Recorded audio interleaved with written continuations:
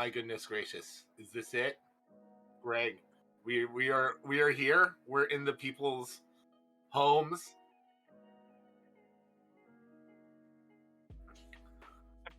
It's fine, Greg.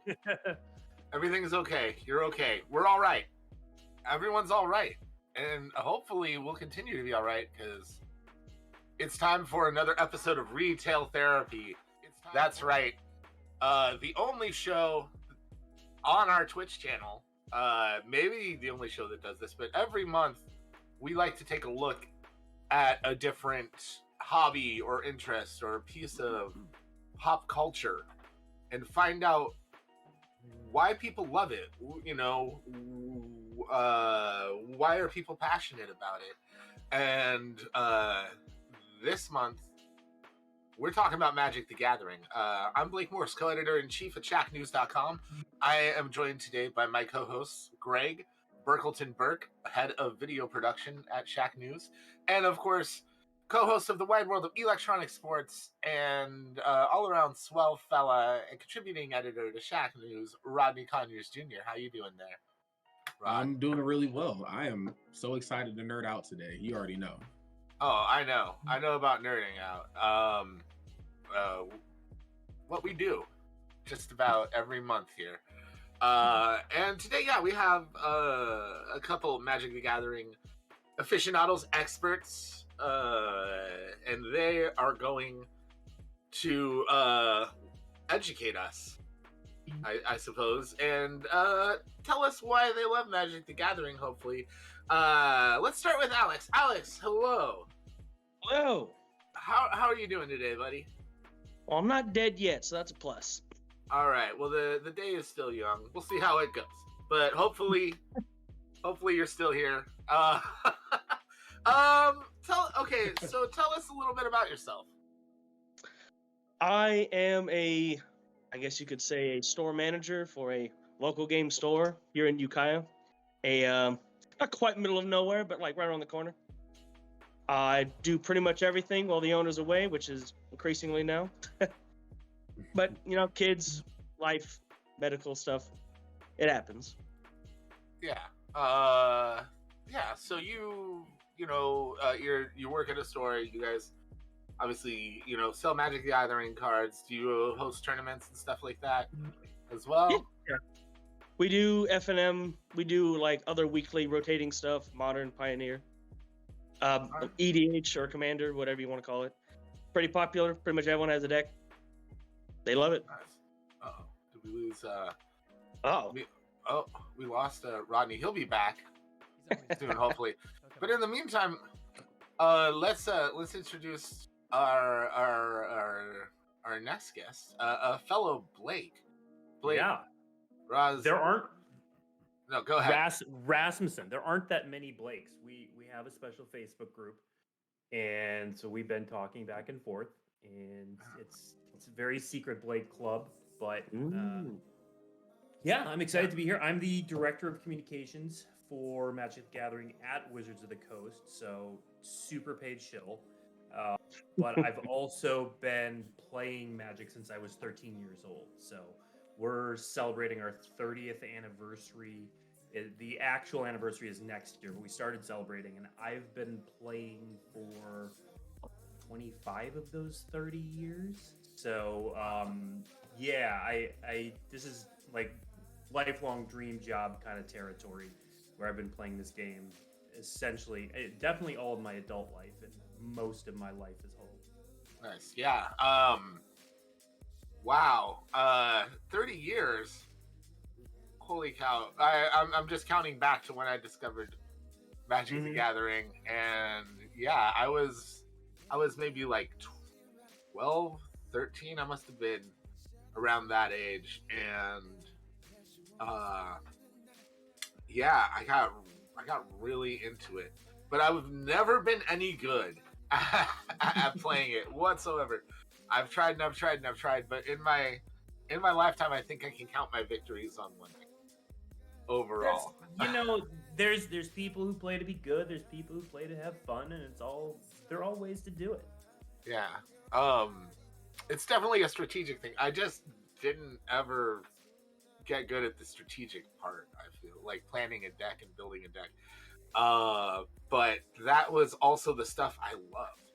Like I love like creating my own custom decks, which completely worked. I think the first deck I ever tried to make was basically built around getting a fireball. Just like had a ton of land and a fireball, and I thought it was the most clever thing I had ever done. But then I just got my butt kicked. Well, and that's kind of the hook of the game is something resonates with you early on. You know, for you it was Fireball. For me it was a card called Pirate Ship, which was just a random card from Ice Age.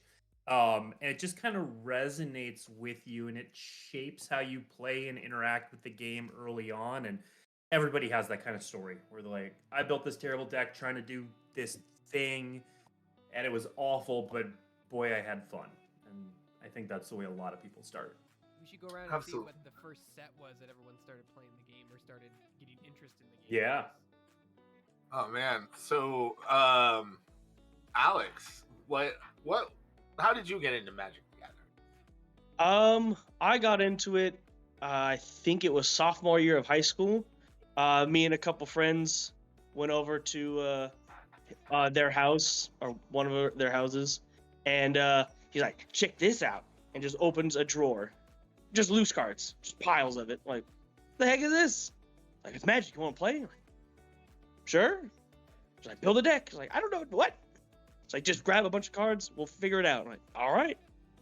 So I like scooped up a like handful of this drawer stack, and it was like flicking through cards, and like, oh, that looks cool. That looks cool. And I ended up with this goofy black-red deck with Demonic Hordes and Swamp Mosquito. Oh yeah. And I think a single Lightning Bolt, the best card in the deck. Woo. Nice. You're underselling Swamp Mosquito. I mean, true. I did win with it at least once. There you go. Greg, were you into MG or MTG as a kid? Not as a kid, but like more as like I got into it in college. Like my friends tried to get it to me, and my cousins tried to. I was just not into it. I was like, no, that sounds. How much is a pack of cards? No, I'm just gonna keep playing Pokemon. So I kept playing Pokemon instead because it was a really it was much more complicated game with lots more metas and dex builds and stuff like that. So I got into it when my wife and I we wanted a hobby to do together. She was my girlfriend at the time, and we just like we should like get into Magic, and we went to like a card store and they had Ice Age, and then we both bought like a starter set of Ice Age or Time Spiral. I think that's the same block, right, Blake? Time Spiral, Ice Age are the same 3 blocks. They're very far apart.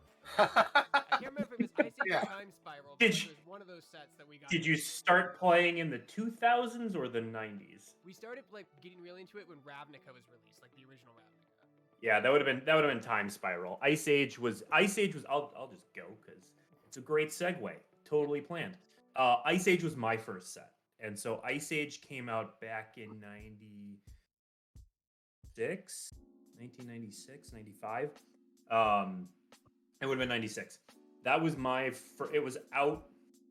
first like set of cards was a starter pack of Ice Age. Ended up getting 2 of those and like making 2 different decks.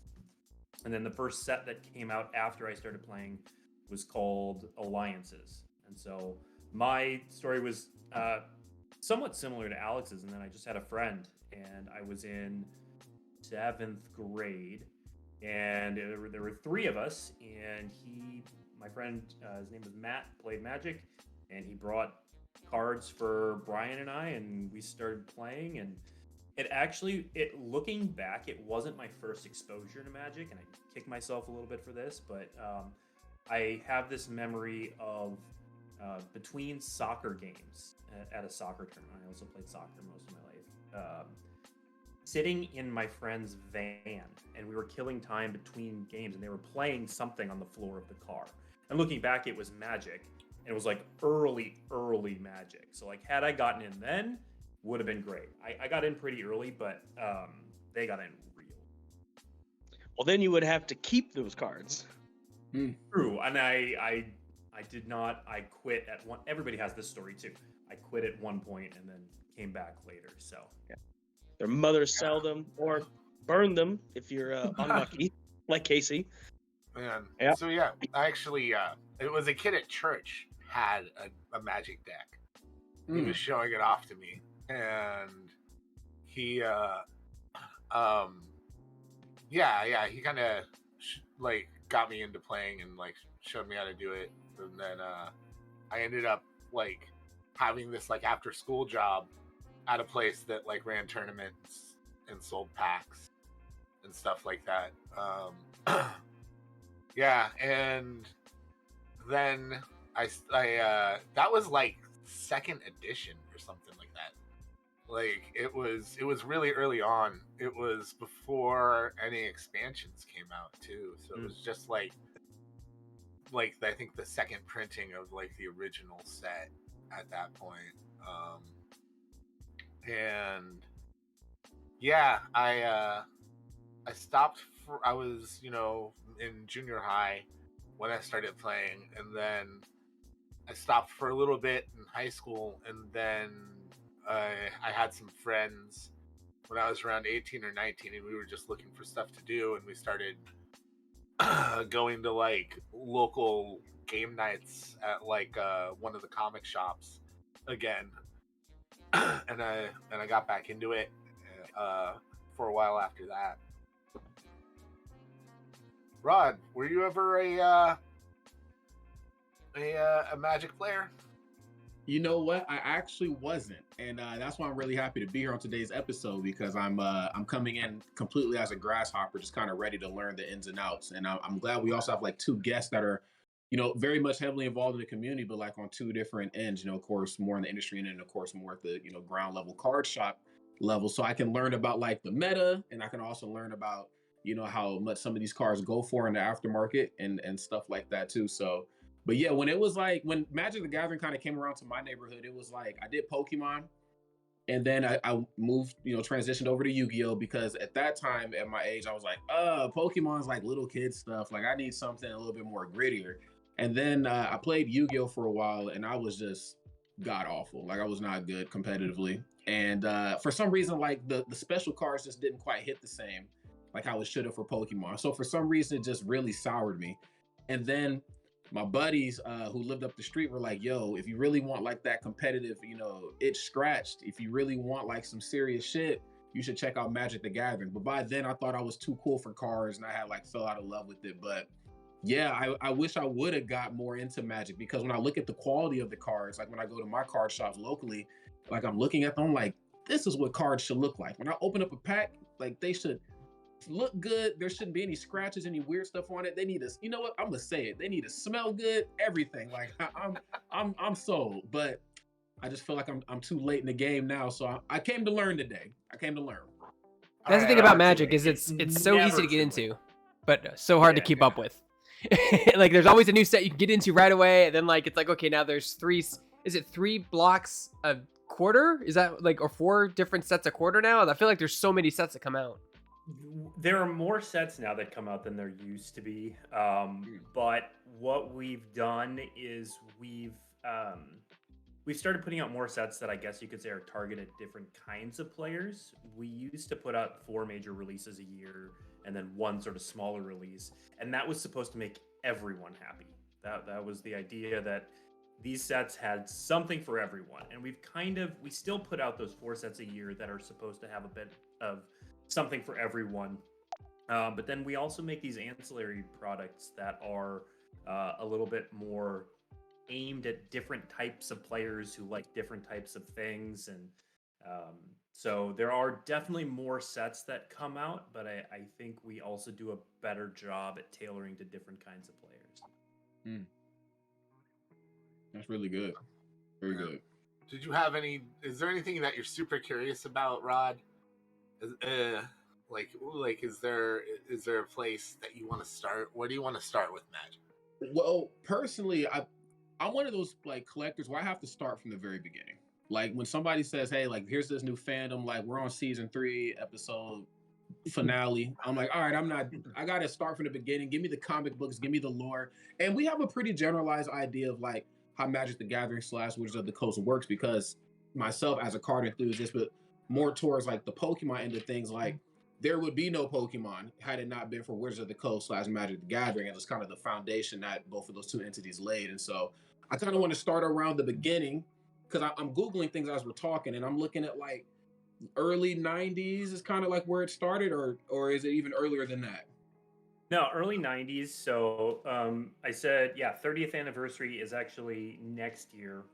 We use August 5th, 1993 as kind of our official kickoff date.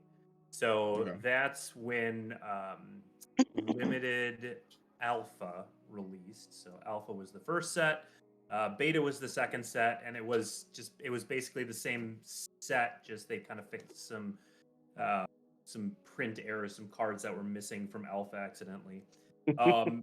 And then Unlimited came after that. Unlimited was beta, but with white borders instead of black. And those three sets really set the tone for what Magic was. So you see a lot of iconic fantasy elements in that. Things like Shivan Dragon, Sarah Angel. You don't have to know Magic to know what Black Lotus is. That's, pretty well known. It pops up in the news every once in a while. And it has a lot of iconic elements. There are even cards like, you can go back and look at something like Herloon Minotaur, which not a good card. Nobody cares about that card, except for the fact that the art was really iconic. So that it just gave this really strong fantasy vibe. There were dragons, there were monsters, there were demons, there were wizards, and all of that stuff in the same place. It just gives that really iconic fantasy feel to it.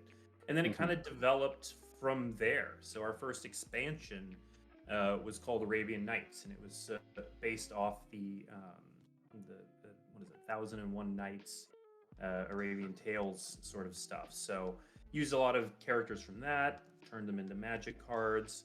After that, we released a set called Legends, which actually came about because the play testers had a D&D game, and they incorporated a lot of their D&D elements into that. So it was very much broad high fantasy for quite a long time, and we've since expanded into some different areas. There's some. It's always got this fantasy tinge, but we've incorporated some sci-fi elements, some different genres here and there. We've expanded into what we call Universes Beyond, where we take other properties and incorporate them. So there's a ton of stuff. There's a ton of places to start, and it can be super daunting. But we also just had what's called a rotation. So our main sort of, you sounded like you were sort of a tournament kind of guy. You like competitive formats. I was a competitive Yu-Gi-Oh guy, and then I was more like into Pokemon just for the artwork. And I felt like Magic, for me, had I stayed in it, would have been the healthy mix of both. Because when I look at the Magic the Gathering cards, and like what I personally want out of like collecting cards is like awesome artwork. And then like the competitive part of my brain is like also it needs to be like a competitive viable meta to where like once I get in, it's not too easy, but it's also not too hard. Like it's just the right amount of ingredients that keeps me locked in. And I always felt like Magic had that, but I also just didn't have like friends who wanted to draw me back in it as I got older. Yeah, I mean that's kind of always what brings you back in. It's just when your friends start playing. Now, there are, thankfully these days we have the computer game and actually on your phone as well, Magic the Gathering Arena. Super easy to pick up. It's got a tutorial in there, so if you're looking to just learn how to play, that's kind of the easiest way to do it because it's right there, and the mobile version's pretty slick. Yeah, I've done some coverage. I've played a bit of the online, and it really is like it's super helpful for me because I need it. I like having everything streamlined like that. Just kind of helps me wrap my head around everything a little bit more, and it also it helps you with decks and stuff like that too. Like, so I can kind of just pick up and play and not have to overthink it like too much. Yeah.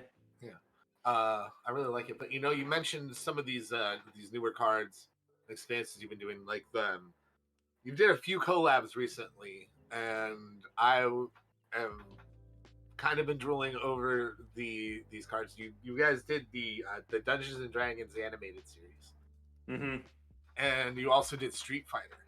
Yeah, those cards are so dope. Like, it's really interesting to see these collabs happening now in the series. Yeah, and they're really fun for us too, because a lot of the people who end up working on them are fans of whatever that thing is. So we've got I don't know if any of you are Warhammer players, but we did a collaboration. Yeah, there you go, with Warhammer 40,000, and we have some commander decks. So these are pre-built decks that are coming out October 7th. And so they're, we saw really great reception from Warhammer players, from people who played both, because the people who worked on making the set were already Warhammer fans. And so it's just kind of super easy. And, we had, I can't say what it was for, but we had a presentation the other day on a future set, and the woman giving the presentation she was so excited to be talking about this thing she worked on because she was a fan. And that's one of the coolest things, is we get to work on things that we are fans of. Besides Magic. That's amazing. Bring it into the world too. Like, have it be part of the universe. Like, that's got to be exhilarating as well. No, these Blake, you said were EDH decks. Like, I've talked to Alex about this too. Like, they're pre-built decks, and some of the times you actually have. Now, are you ever allowed to do like a full set, or is that like a negotiation thing? Is that why they're only EDH decks and not boosters, or not like their own set standalone? We've done a variety of things.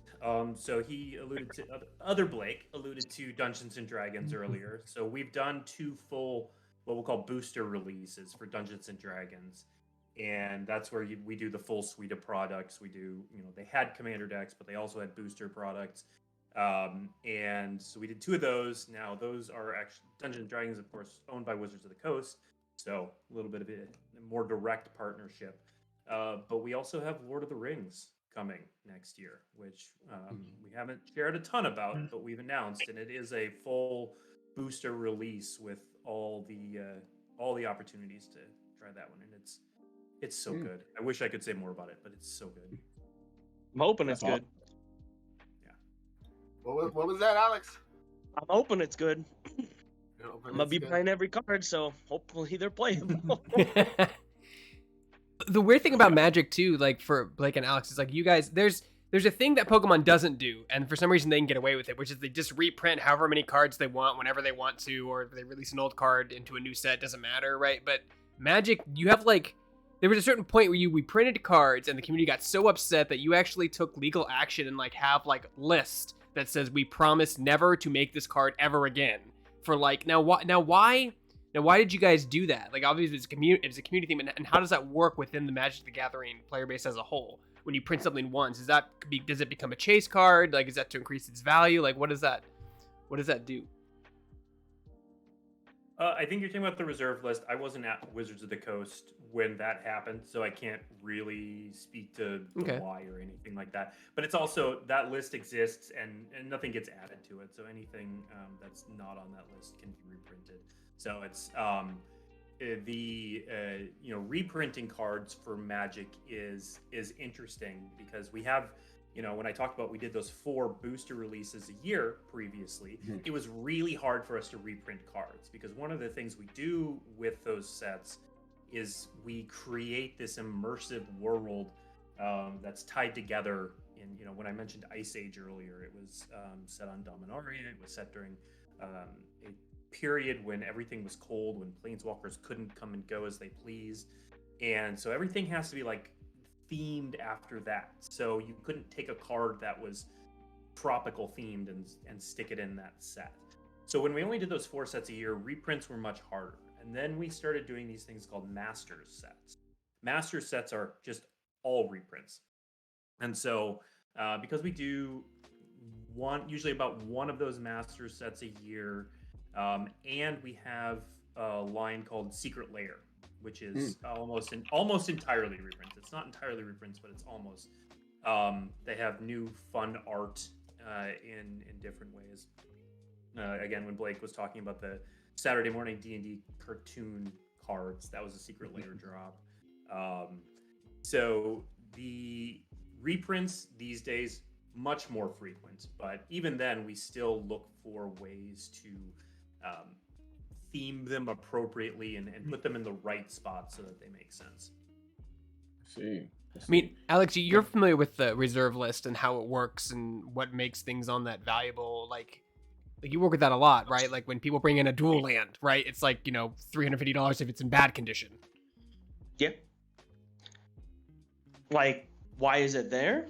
Yeah. Like, can you talk about like when you were seeing stuff being added to the reserve, when that became a thing? Like, knowing what you know now, can you kind of like elaborate on like why you think it became that a reserve list and how that worked out? Well, it was made to pseudo save the company. I see it because they reprinted. I think it was revised. Like most of Alpha and Beta, stuff like that, and Unlimited, to an extent that most of them, unless they're very good, plummeted to like nothing, and they're still nothing.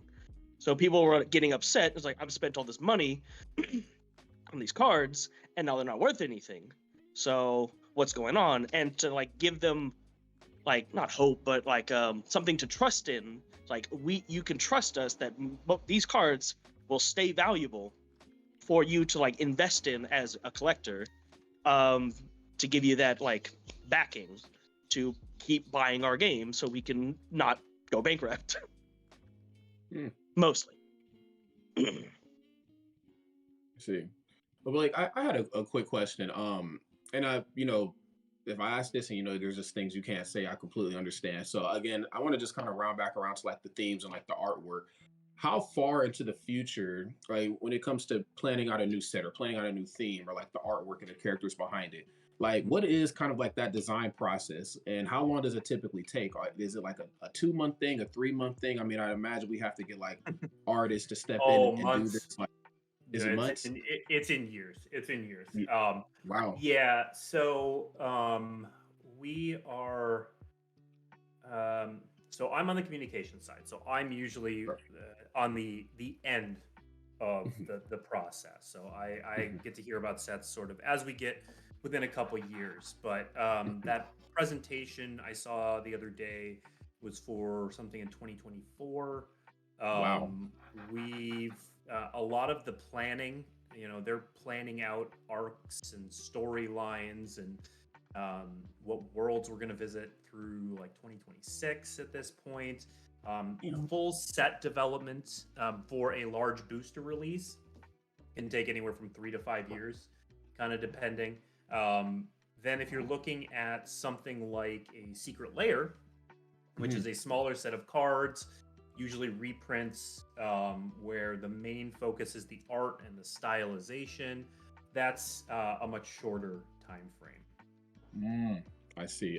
Because I've never been an artist, like at least when it comes to drawing or designing, but like I love themes. I love like, story crafting and just sitting down with people and figuring out where do we take the story next? Where do we take the meta next? And I mean, if it takes me forever to do what little I do in the world, I can only imagine how long it takes somebody like, the people on your team to do that. It's insane. Yeah, absolutely. Yeah. Keeps us busy. Yeah, that's good. It keeps the creative juices flowing no matter what. It's like, so what's next, guys? What's going on? Yeah. Yeah. Alex, how does a new set, like we'll use an example, like the new Warhammer 40,000 set, does that shake up the meta at all? Like in general, like let's just say, I think if they still call it modern, like does it shake up the modern type 2 events when they do stuff like that? I mean, usually no, because usually the Commander decks are only legal in Commander and Legacy. And Legacy is a very like solved format per se. It's very tough to get in there as a card. So usually the precons, they're not super powerful because they're a precon deck, and you just buy it and play it. But there is sometimes a card or two like that are scattered through them that can be pretty good and might get play, might not keep getting play, but they'll at least try it out. Yeah, it's the Warhammer Commander decks are a little bit different. Like you said, they're only legal in Commander, which is our biggest format, but it doesn't really have a meta game per se. And Legacy and Vintage. But again, those include like all cards throughout Magic's history, so it's harder to break into those. But when you talk about like, so Dominar United is the booster release we just did. That, you know, completely changes things for Standard. It adds things to formats like Pioneer, Modern. So they do, new set releases do end up shaking things up to some extent in some number of formats. It just kind of depends on the format and how big the format is in terms of cards and that sort of deal. So the answer is both yes and no. I remember there was a card in the last previous called Black Cat, and there was a lot of controversy around the Black Cat. Alex, do you know what that card does? You like sacrifice it to gain a life, but it worked in tandem with another card, so you could do it indefinitely. Cauldron Familiar, yeah. I mean, not really. I mean, it was banned on Arena because the triggers took too long and the game's would time out or something. But like in normal play, like it was fine. Okay. What happens when it? Oh, go ahead, Blake. No, Greg, keep going, baby. What happens when like Blake or Alex, when a card in a newer set like comes out and is really powerful, like almost so powerful, like you can't instantly like fix it, right? It takes time to either errata the card or you just ban it. Like, what's the process like on the Magic side and then on the consumer side, Alex? I mean, they usually don't errata cards because it's pretty confusing to like read a card and you're like, okay, cool. Wait, it doesn't do that? It's been done a few times, but usually they'll like monitor it, and if it's in like a crazy percentage of decks, or if it's just like you're like, oh, pull up Modern, 10 of the top decks play it out of 12, like there might be a problem here. And then they'll think about banning it or what. Yep. Yeah, we usually meet as a rather large group, and we go over, you know, play rate data and tournament results and that sort of thing. And if something is a problem, then the remedy is usually to ban it. I do have a question though. Meta, I'm not sure if you can answer it, but like, have you guys ever thought of kind of taking like the Yu-Gi-Oh approach, where like you wouldn't ban it, but you would restrict it to like one in your deck? So you ever like think about that? Magic, yeah, we've talked about that a lot because Magic used to restrict. So and Vintage as a format still restricts because that's the oldest format with all the cards in it. Generally speaking, I know that the play designers don't like restricting cards because it makes things higher variance. Who drew their card first? If that one copy is so important, we have not restricted things since what's now called Standard was called Type 2. Which again was back in that Ice Age Alliances period. And we used to restrict things back then, and it just kind of made things a mess. It makes tournament organization a little bit difficult because you have to ensure that they actually only have one copy in their deck. Whereas if it's just not allowed in the deck, that's a lot cleaner. So we have at various times revisited, you know, what if we started restricting? What if we did this? What if we did that? The play design team is really good about ideating and going through a lot of different scenarios, but they pretty consistently decided that restricting isn't something they want to do. Now, could that change one day? Of course, but right now, not so much. Yeah, I imagine just in general, the balancing process has to be constant for you guys as like, you know, new expansions and things like that come out. Yeah, like is that flux just constant?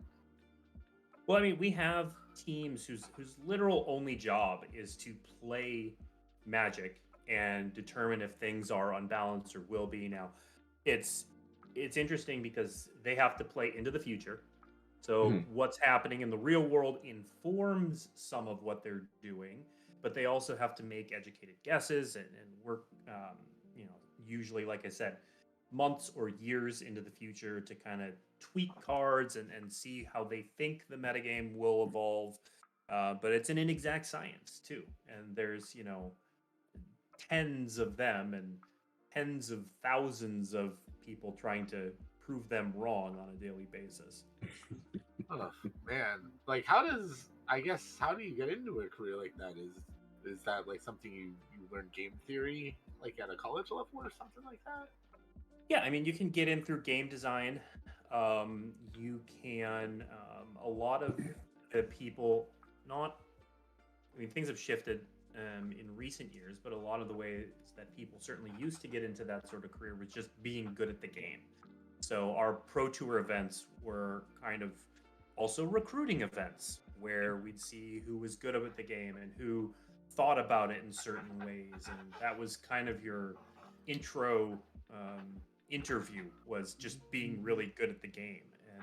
And our vice president on that side is Aaron Forsyth, who was one of the early big players. We've got Hall of Famers who are currently on staff, and so yeah, that's certainly one way. But we've also hired people who are game designers who started other places or who've shown aptitudes. We've done a couple times something called the Great Designer Search, which is just this big open competition where people take tests and they answer things and they do challenges, and that's resulted in almost half a dozen ish people getting hired, probably. I got to turn into a game show. Film it. We discussed that. It does have this sort of reality competition vibe to it. The last time we did one, we discussed it, but it ended up not working out. Oh man, America's Next Top Magic the Gathering player. I would watch that, man. Especially if you could get like Tyra Banks to co-host it or something like that. Like what celebrity? I don't know that Tyra Banks would be my first choice, but there are lots of great options. Yeah. Did you guys have like a dream host in mind at the time? I don't think it even got to that point of discussion. Who would you pick if you could have anyone host a Magic the Gathering reality tournament? Man, I'd want it to be someone who plays Magic. Who would be good? I'm trying to think of who we worked with. I mean, there's people that we've worked with who would certainly be good. I mean, we use Jimmy Wong to host a lot of our events and shows, and we have a really good relationship with him. But if we wanted to go like as high as possible, I think Joseph Gordon-Levitt would be good. Henry Cavill. Boom. Henry Cavill would be great. Oh man. Yeah, we know he's in the space, but I don't know if he's actually played Magic or not. He definitely plays other games. With the Warhammer decks, he might start. Yeah, he might. Joe Manganiello would be great. We've worked with him a lot. He's a huge D&D fan, but he does play Magic too. We recently had Matthew Lillard. I host a streaming show on Thursdays, and we had Matthew Lillard on, and he's just got the best energy. He would be wild and super fun to host that kind of thing. I would need somebody who's going to keep the players on their shit. Like we'd need like a Simon Cowell or like a Gordon Ramsay, like just bring in the heat. Like, yo, don't bring any weak gameplay here. This is about the future of Gordon Ramsay hosts a Magic tournament. I don't know, man. No, I'd rather have it be Great British Bake Off style. Everybody getting along, super friendly. You don't need a heel. That's that's very U.S. centric of you, Rod. Hey, it is what it is. I need people to bring their A game. So hey, this is about the future of Magic, Man, that's cool, man. It's funny because we work for a website that's focused around video games and stuff like that. And I just everybody when you grow up and everyone's like, well, what kind of job you're gonna get playing video games? It's like, well, guess what? Knowing what I know about games and don't even necessarily have to be good at it, but just having like a thorough understanding of things and the concept of it helped me get to where I am today. And it sounds like it's very similar process if you want to try and work at Wizards of the Coast on Magic the Gathering, right? It certainly helps. It's not a requirement, but it's always a perk, because there's certainly a learning curve when you're coming on. If you're a professional in your space, there's a learning curve for learning Magic, learning the community, learning the quirks, and being able to speak intelligently about the game and the product and that sort of thing. But for me, it was just a perfect intersection of things. Like I said, I played since I was 13, and then I have a master's in communication, and I was in journalism for a while, and then marketing, and so this is literally the intersection of my longest standing hobby and my professional side. So it definitely helps. Alex, Awesome. you have a knack for that. Alex, I've seen you in the card store. People hand you their deck, whether it be EDH or Modern, and you kind of go through it and you take like 4 cards out and you say, okay, you want to put 4 of these in and take these out. Like you have that mindset. Somewhat. It just, when you see so many cards, you get to know the good ones. You get to see what people are playing in decks, and then you can just recommend those to other people. Yeah, It's wild, the information that just lives in your head. And I have trouble remembering plot points from the show I watched last night, but you mentioned Swamp Mosquito, a card we have not printed in over 20 years, and I'm like, yeah, that card. I know what that does. 0/1 flyer for 1 and a black, and whenever it attacks and isn't blocked, they get a poison counter. Why my brain has retained that information, no idea. But it's just the way it works. The art's iconic. God. There's multiple arts. It's not one art. I mean, art was like definitely what got me into Magic to begin with. It's honestly what has me going in a lot of like the collector card space things that I do. Like I just same with comic books. I love good like fantasy and sci-fi art. And yeah, a lot of times when I was younger, because as a kid I wasn't really thinking about strategy. I was just like, oh man, this card's cool. I want to like put it in my deck. Like I'm curious. You have worked with a ton of amazing artists and things like that. What's the like process you guys go through, like finding artists to collaborate with, and like do you have internal? I imagine you have internal artists as well. Well, so I'm not in the art department, so I don't have the full view of it. But I've been around long enough, and I know our art department well enough that I can talk through some of it. Some of it is we go out and we actively look for new artists. The secret layer line that we talked about is very art focused. We even have some drops that are just like, here's this artist. We asked them what they wanted to do, and then they did it. And so sometimes our art directors will just go out and say, I really like that artist. Let's try to work with them. So we've done that a good bit, especially lately. Otherwise, there have been times where we've done portfolio shows where one of our art directors will show up at a con or something like that, and people will line up and share their portfolio.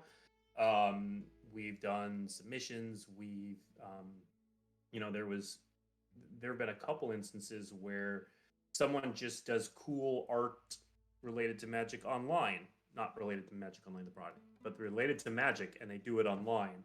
And we, our directors find them and spot them and are like, hey, they seem pretty good. Let's give them a try. And they give them an assignment to try something. And if it goes well, they do another and like that. I know we're always looking for new artists to work with and new cool styles. Does a card start out with its artwork or its text first when you guys are messing with it in that process? So there's a bit of parallel work going on, but generally speaking, the card concept comes before the art.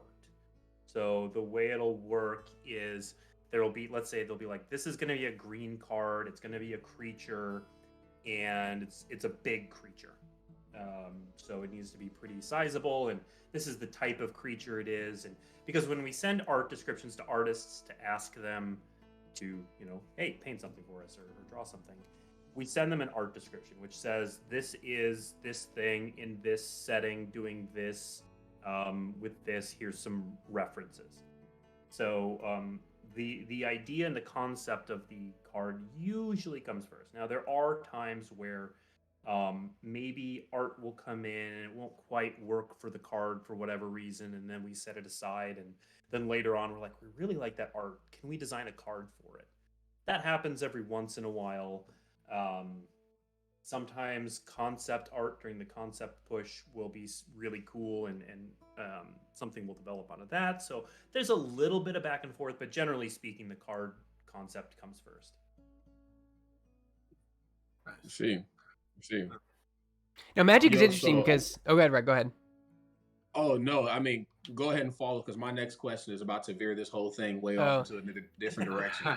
We talk a lot about Pokemon on this show a lot, and the thing about Pokemon is like a card could be flat garbage, like just not good at all competitively, but because Charizard is a holographic on it, it's worth $300. Now Magic's the exact opposite. Like a card, and correct me if I'm wrong, Alex or Blake, if a card is good and rare, it's usually highly valued, and if a card is bad or really common, it's lower value. Like, is there any similarities to that? Like, is there a card that's really high in value but just not good? Does that even exist in Magic? Normally, no. Typically, it's very based on gameplay, like if it's good or not. The exceptions are like super rare cards, so like alpha cards, like a scathed zombie, terrible card. An alpha card version of it, like in good condition, could be like a couple $100, just because it's so hard to find. So usually you have to go way back in like the timeline, or just have a really weird printing thing. Like another thing would be like the Portal 3 Kingdoms cards, because it was mainly for like the Chinese audience and like that area. So it was like Chinese, Japanese, and English. Very little was printed, and it was only sent to like Australia or something like that, I think. So like those cards in English, most of them are bad, but like even commons are like $10 because they're hard to find. Usually that's the only way to get expensive bad cards. Oh, I see. So I had a question. So just on a personal level, so how has Magic affected your lives? Obviously, you guys both have two very different jobs in the space, but you guys are both contributing to the community in a positive way. But like, when it comes to like, you got cards just laying around the house everywhere. Like, are you guys like super organized with your collection? If you have little ones, are they into it? Do you have family members who are like, I want to be like Uncle Blake and Uncle Alex? Like, what's going on in that regard? Is it, or is it just a self-contained bubble that you just, here's work, and then when I'm away from work, boom, I'm at home, and when I'm at home, I'm hands off of Magic? Definitely not contained. There's nothing contained. That closet right there it's closed because it's a disaster, and like half the top half of the disaster is my Magic stuff, and you can't see my desk either. I've just got cards spread everywhere. My kids are too young to play. My oldest is he'll be 4 in November, and he knows what Magic cards are, and he likes to kind of hold them and look at them and that sort of thing, and then throw them on the ground. The girls, I also have twin girls who are about a year and a half. They just throw stuff all over the place. I give them some commons to do what they want with. But Magic has, my life would be so much different without Magic. It's I've met most of my good friends through Magic. I met my wife when I moved up to Seattle for my job at Wizards of the Coast. Magic is in this talking about it being at home. This thing is a poster. It's an uncut sheet of Magic cards. And so it's very much part of my identity outside of work. And I don't have, my brother played when we were younger. He doesn't play anymore. I've had cousins who play. I've had friends who've started playing after meeting. So it's, we have good family friends. We'll go on vacation, and the other father and I I'll bring some cards with, and we'll play while the kids are running around. So yeah, it's infused throughout my life. Mm-hmm. Yeah, I mean, and even though you are on the industry end, like when you're out and about, do you just find yourself at like a local Target or Walmart? You're like, I need a pack of cards. I don't know why. I look at these cards all the time. I had a helping hand in bringing them into reality at some point in time in their, inception, but I just gotta grab a pack because that's just speaking to the inner kid in you. Or is it just I don't even want to see it anymore? I got enough at the house. I feel the urge, and then I stop myself because I know I've got more back at home. And I don't need more. Thankfully, I'm not that level of addiction. I don't get the itches when I see a pack. Like, so far, I'm good. Wrong. What about you though? I mean, is it the same for you as well? Is it like a self-contained thing, or is it like I eat, breathe, and sleep Magic the Gathering? Like my family, I got them all in on it. My closest friends are now in on it because of me, or is it just I'm at work? And then boom, I am, at home, and I keep, that type of stuff separate. Mostly it's contained because like none of my family really plays. Like all my friends play pretty much. So, I mean, I wouldn't know most of the people I know without Magic today. Okay. I'd be a hell of a lot richer, I'd like to think. If I didn't play Magic.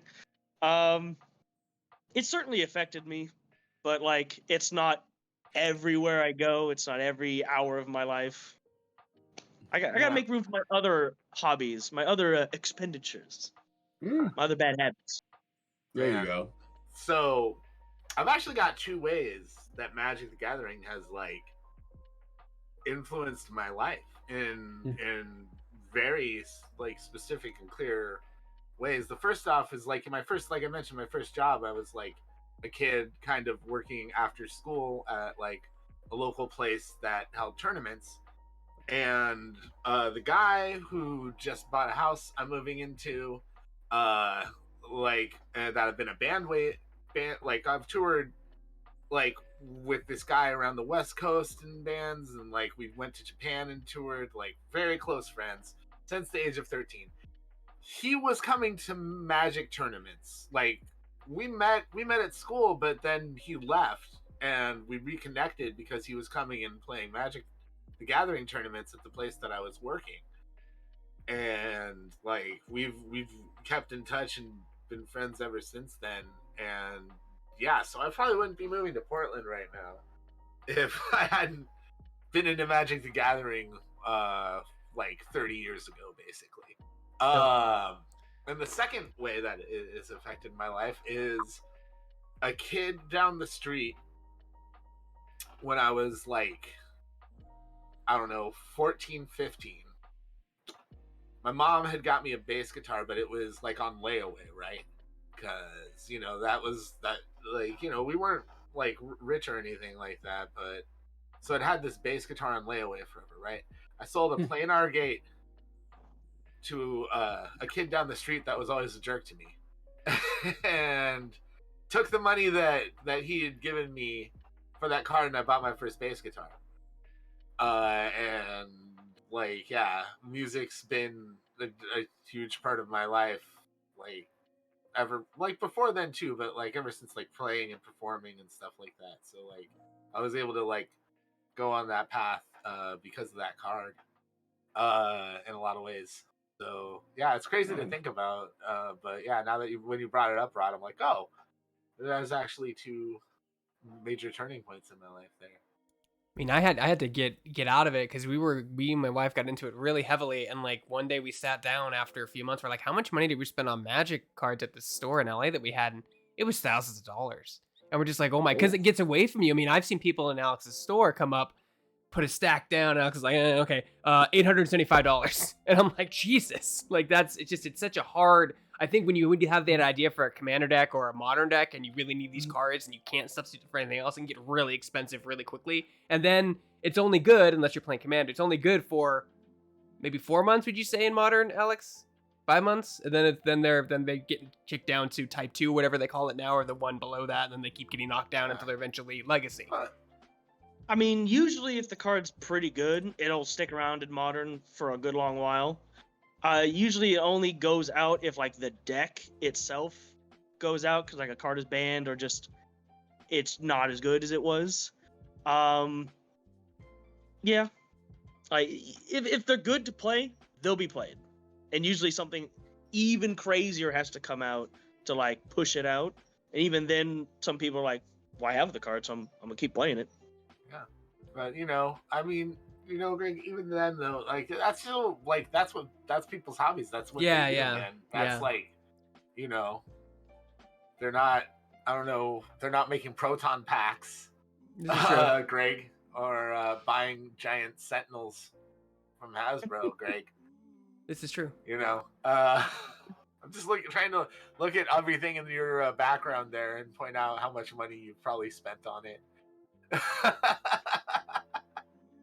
Well, the cool thing about Magic is that all that, like, I mean, Alex, when I first moved up here, like, a lot of things, like, I believe in, like, kind of transferring hobbies. So, like, I sold Alex a bunch of cards and bought a bunch of Warhammer stuff. Like, so, like, all those cards that I bought most of them kept their value, if not gained value. So it's a lot different. Like, it's one of the hobbies where, like, if you invest a lot of money in it and you keep them, like, you probably will make a profit unless something crazy happens and they Alex says they reprint it or something. But, like, I've gotten my money back from it for sure. Like, I've put money in and I've gotten money back. So it's been kind of a breaking even thing for me, which is I can appreciate about this hobby, where other hobbies sometimes it's just money in the toilet and you get nothing back from it. Oh, yeah, like most Pokemon packs. Yeah, the 3 chase cards. Yeah. Let's see. So the other thing that I was talking about Magic the Gathering is the lore. Like, I remember, like, they started printing the first Magic the Gathering novel, like, back when I was in, I guess I still would have been, like, junior high. It didn't take long for, like, the lore and stuff to, like, start spreading outside of the games, kind of. Yeah, I was looking around because I owned the first Magic novel, which is called Arena.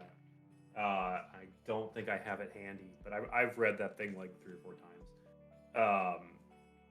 Yeah, Magic story it's long.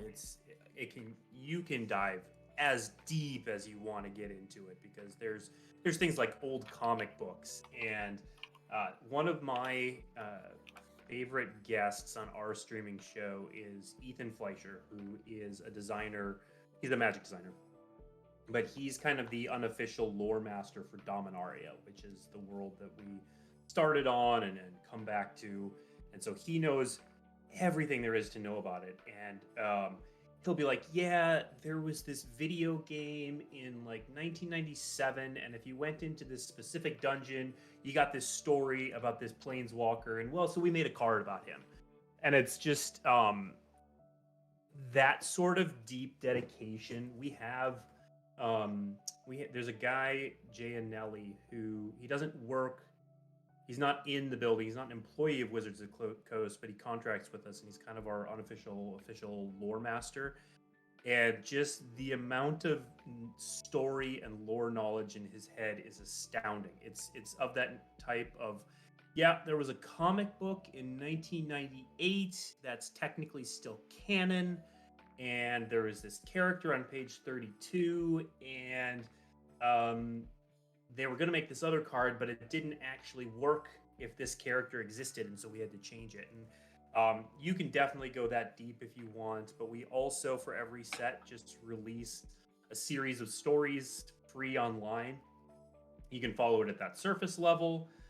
Even the cards themselves tell a story. So cards that have specific plot points depicted on them, we'll say at the bottom, story spotlight. I don't think I have any sitting nearby. But the cards themselves sort of tell that story. Actually, this isn't a story spotlight, but for example, so this is a Johnny Sleeper Agent, if you can see that, from Dominaria, and it tells the story because Johnny is this character we've seen before, and he's a sleeper agent because he's been corrupted by the Phyrexians.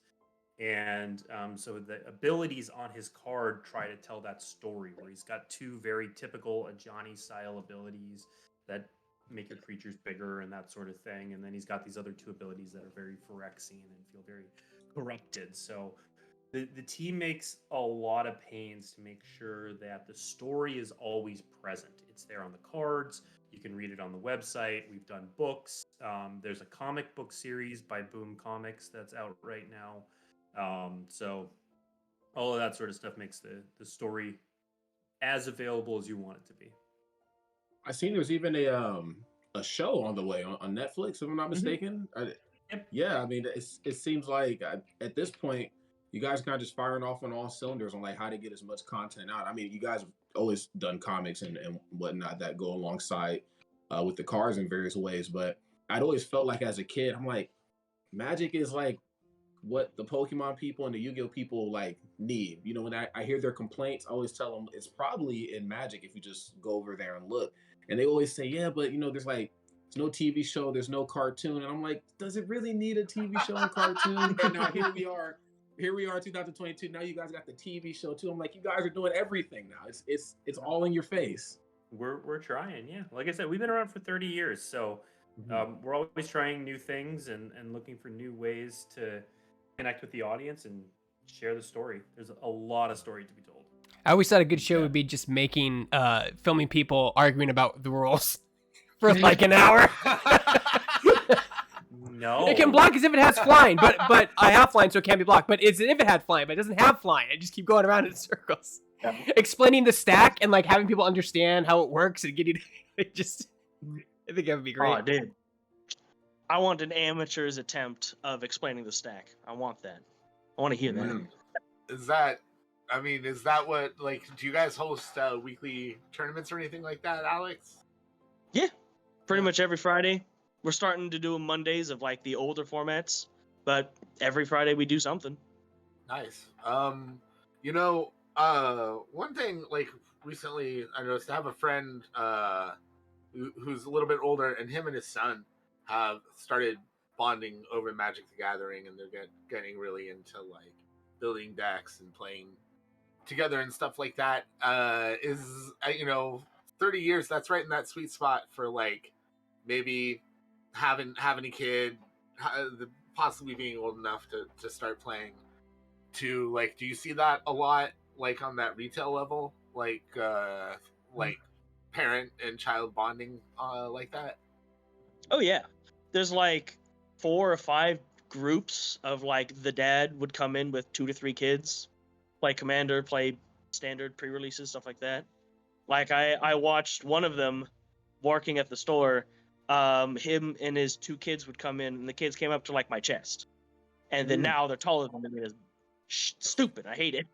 The passing of time, sunrise, sunset, or tap and untap. I don't know, however you want to approach it. Yeah, it's like if you have that, like that child, especially if it's like a father to son, it's very common. It's like, I love this game. I want you to love this game. Will you try it? And you're like, sure, Dad. And then now there's 2 addicted people in the household.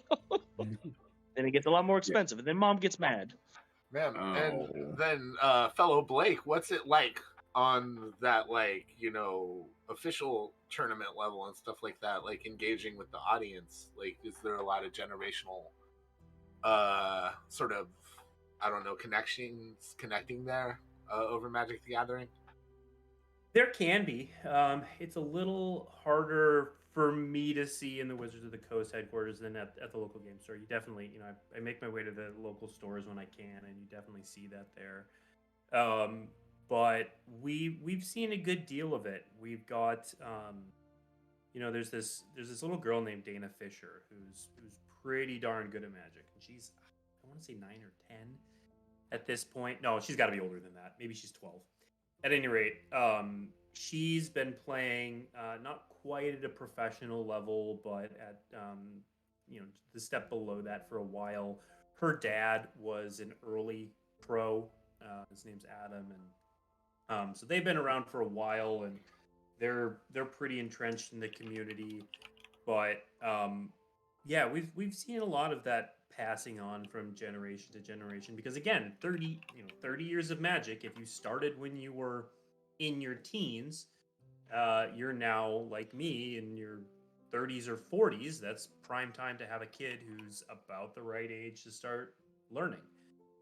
So we're seeing a bit of that for sure.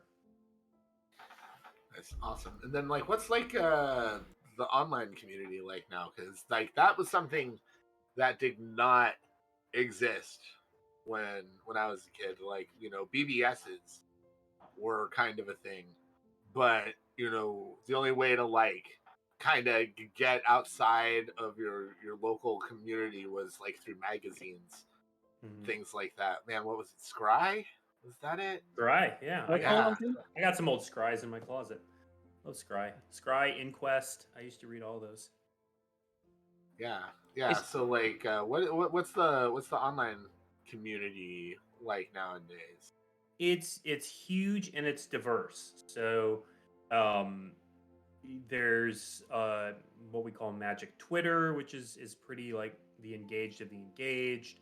There's a variety of subreddits. There's kind of one primary one, and then a bunch of ones that are focused on various different aspects of Magic. There are, you know, you can go on Magic Tumblr, Instagram, Facebook, all of those communities exist. YouTube is huge. So a lot of gameplay happens on YouTube. A couple YouTubers have some pretty significant followings on showing gameplay or talking about different aspects of the game. And so anywhere there are online communities, there's a Magic online community that. There was also there was a third party. It was like a diverse tool. It was like a third party tabletop game, and people would test decks in there because there was no Magic the Gathering like online at the time with that extensive of a library. So you could like build your deck, and you had to follow your own rules. Like none of it was animated. It was all very blocky with just like a board you had to block, and you had to know what the card did and actually enact it out honestly on your side of the table. I forget what it was called though. Alex, or like, do you guys remember what that was? I don't know what the first one was, but me and a few friends play on Cockatrice. There's like 3 other ones I forget the name of. Yeah, this was like the only one at the time. Yeah, I believe this was during Time Spiral because I wanted to test out decks, but I didn't have anyone to play with but my wife. So I was like, okay, well, how am I going to test out decks? And someone recommended this third-party app where you could just literally type in whatever card you needed and you could test it out, see how it works, see how it gets through your deck, see how your combos work. It's a cool little system. That sounds very 90s. It is, yeah, very nice. Well, that's the problem with Magic Online is that like you can't just make it like a game loop and then put it into the wild, right? Anytime you add a new mechanic, it has to be programmed in individually. Like it has to be able to work. I remember one of the big complaints when Arena first came out was that you couldn't control which land got tapped. That was very early on, but they fixed that. But that was a big deal. So stuff like that, like it's such a more complicated card game than anything else really out there that you can play. It's more complicated than Yu-Gi-Oh! It's more complicated than definitely more complicated than Pokemon. but that's what's interesting, right? Like because that's the meta, the strategy aspect to it. That's why stuff can get clever. That's why like somebody could like think they have the ultimate deck, and then they go up against something you've got, and they got to rethink things after that. Yeah, it's especially with Pokemon. Like Pokemon's all about getting the first to get your combo in your hand to do what you need to do, and there's so many filters and way to search your deck. And like in Magic, it can be that way too, but maybe your deck is a land destruction deck. Maybe your deck is a graveyard summoning deck. Maybe your deck is a counter deck. Like, you know, there's all different types of decks you can play with. They may not be top tier, but you have that variety if you want it. Yeah, it's like you can set it up so that no matter what's getting pulled into your hand, there's going to be something you can execute upon or build upon in order to keep playing. Mm-hmm. And that's why EDH is so popular, because EDH is, correct me if I'm wrong, it's a 100-card deck, and you can only have one card of each card in your deck. And so like it's more of a chaotic fun factor, and that's why it took off a lot, because Modern was so hard to keep up with, you know, the metas and counters, and you had your sideboard too, like to shuffle stuff in if you were losing. And EDH took off that way because it's a much more chaotic, funner, I don't want to call it, I think it's a slightly funner format to play just because of the extra randomness and the size of the decks and the fact that you have like a leader that you're using the abilities every turn. Yeah, it to me it's a lot more thematic, where like my forces are being led by Thraxmundar, the zombie assassin, to crush the enemy, and like most people that's how they do it, but unfortunately because it's become a lot more mainstream, a lot of the competitive players are getting into it and making it competitive, which I think is against the idea or the spirit of the format. Because again, like you said, it's 100 cards, a lot of variants, and you just like every game is the same or every game is different because these cards, a very low chance to draw them again. But then nowadays people are playing a lot more tutors and just filter cards to get the same 4 cards to win the same way, and I think it kind of goes against why the format was made. Yeah, But Commander they can play is however they want. yeah, Commander's popularity. I think there's a number of reasons that it's popular, but I think one of the big ones is self-expression. Is you build a deck to express something you like, or to play with that card you like, or to use this theme that's across a ton of different sets. And self-expression we found is a really big thing that draws people into playing. And so Commander, because it uses basically almost all of Magic and uses the entire nearly 30 years, gives people a lot of room to self-express. And so there are pockets where that self-expression is playing competitively, and if that's the way they like playing, cool. People try to self-select to play against other people who are playing the same way.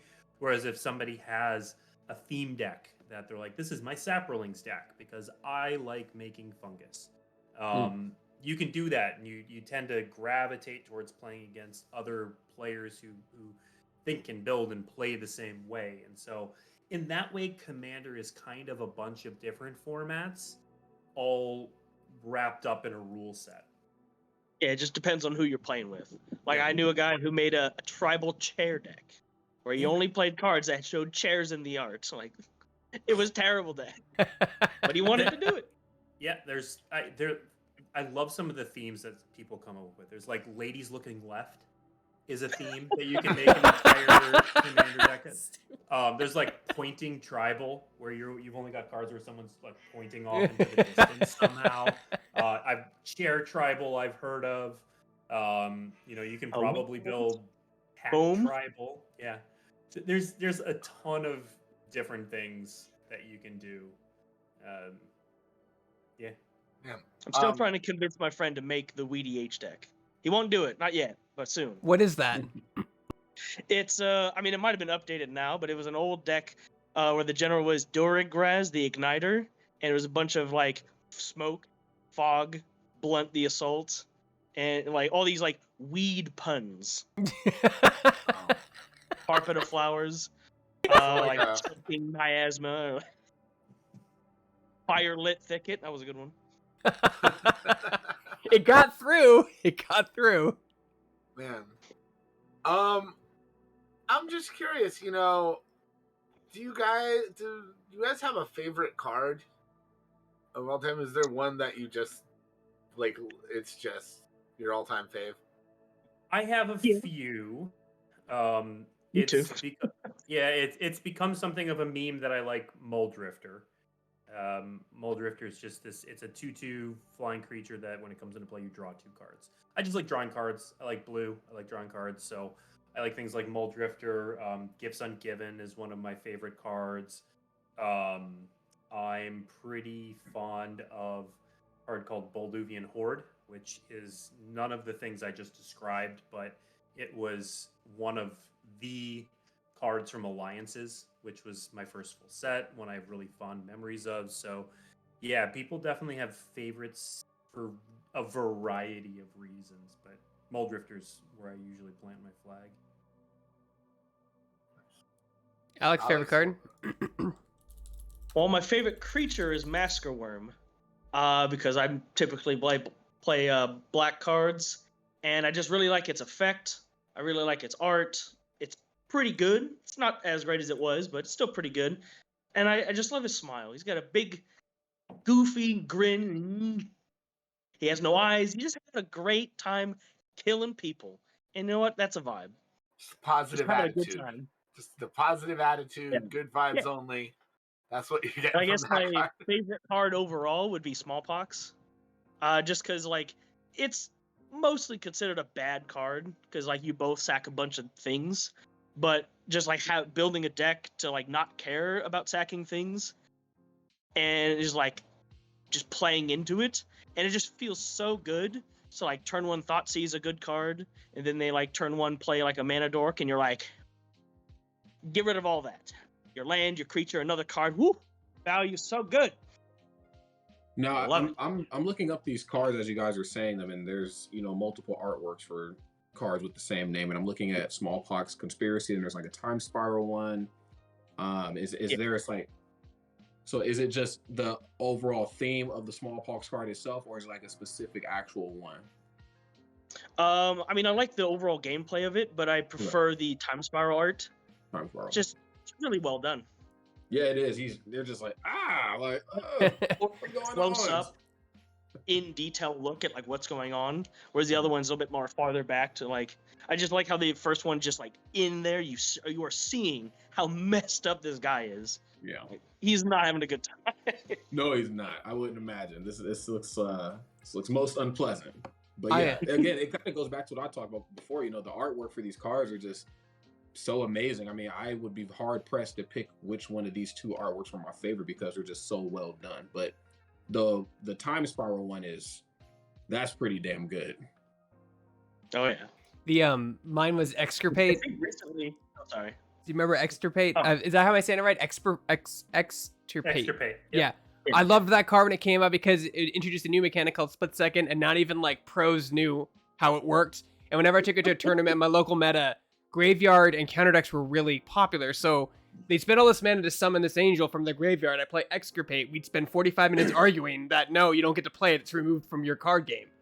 And I would win every time because that's the wording. That's how the stack works. That's how I know how the stack works because that damn card. And I would win every time because they're like, well, I get it back in my hand. Then no, it goes removed from game. They're like, no, it doesn't. Judge. That's what it is. If you've ever been to a tournament and like you're in the top 3, like it's the second anything is like fishy or seems suspicious, it's judge. The second it goes out, it stops the timer. Help! I mean, help! Man, did you ever win a tournament, Greg, back in the day? Yeah, I won a few. In the Ravnica and Time Spiral, like when Time Spiral and Ravnica were like kind of big.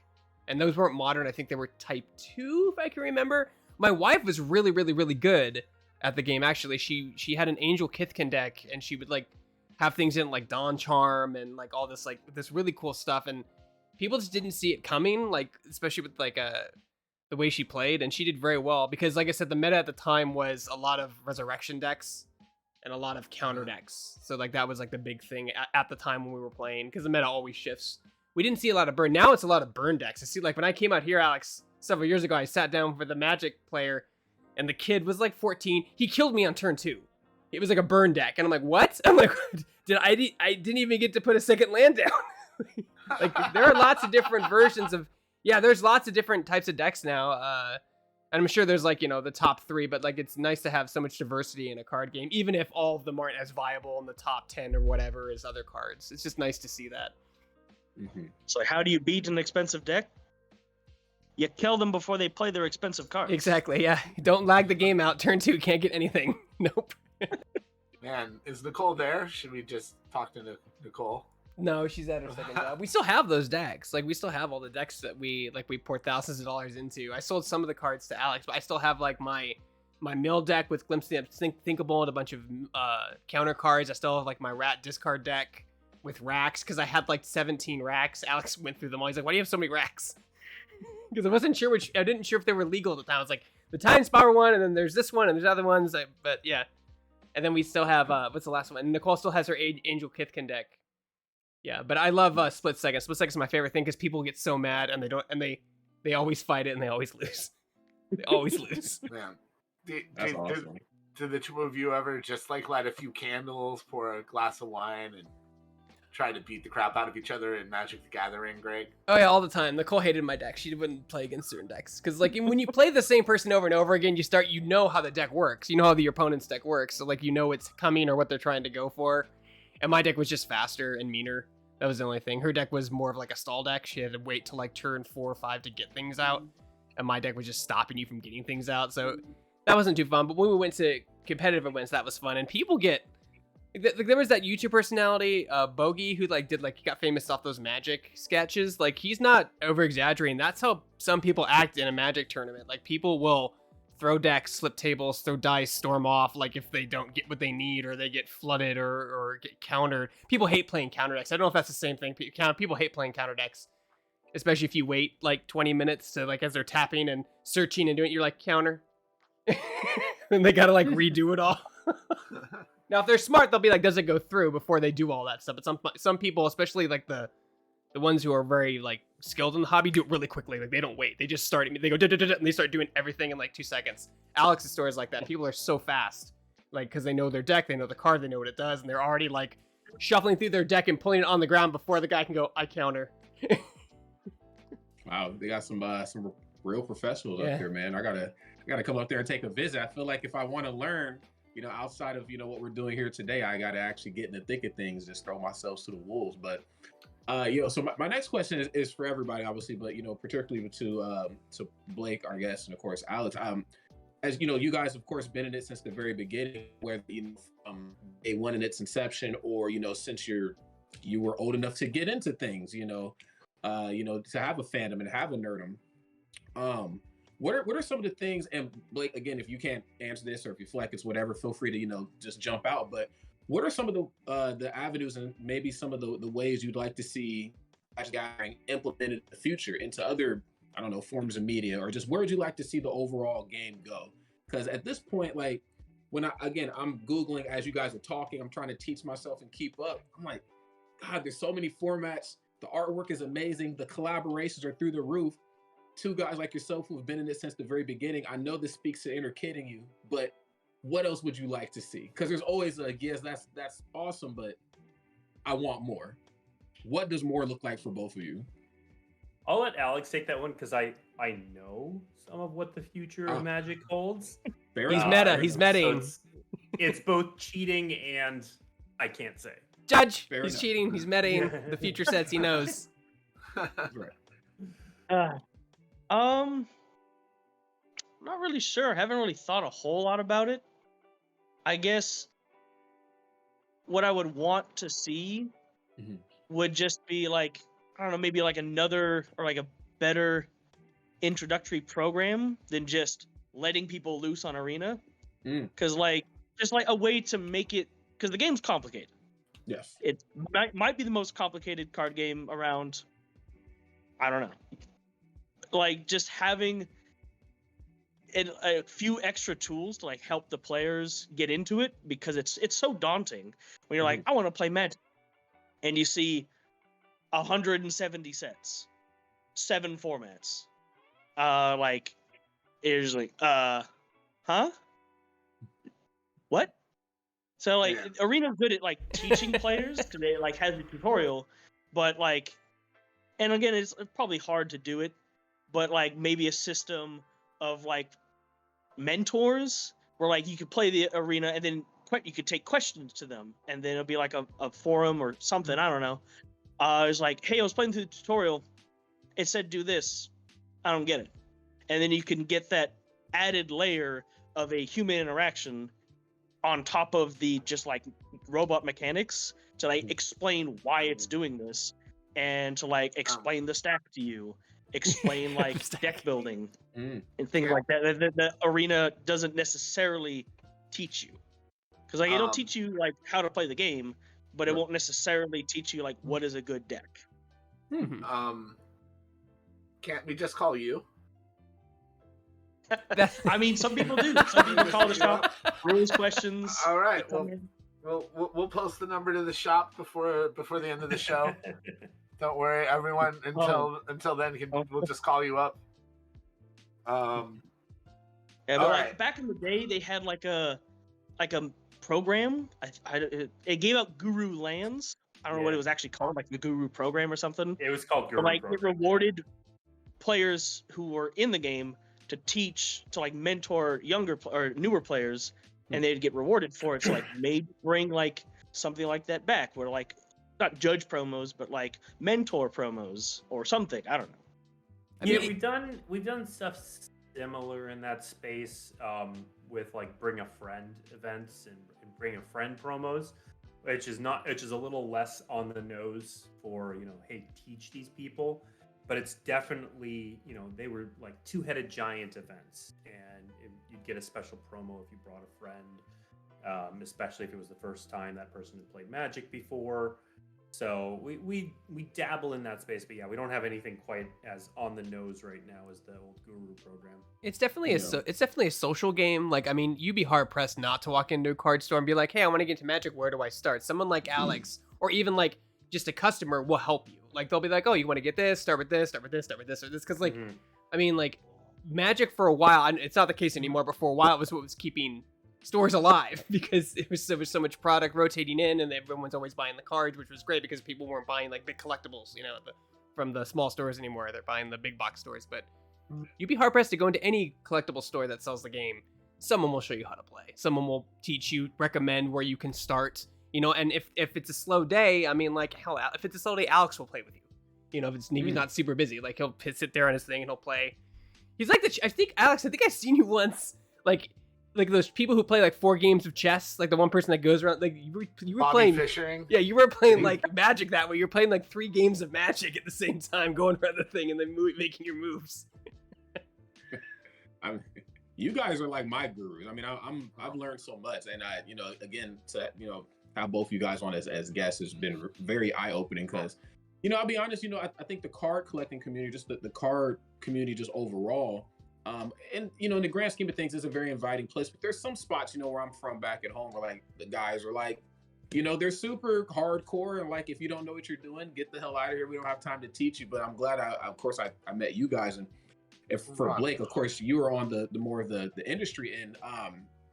And again, you know, feel free to shut me down. But, you know, what were some of your early days at the company like? Like, you know, you said you've been in this since you were very, very young, and then it's like, boom, I got the job. Like, was it just trial by fire, or did you just kind of like, you were just Willy Wonka in the chocolate factory? I just know how it all works, and you know, this is like my playground now, and I'm the guy. I got eased in a bit. So I started working at Wizards of the Coast 8 years ago, but for, I want to say around 6 or 7 years before that, I did contract work for them. So I would go to tournaments and do coverage.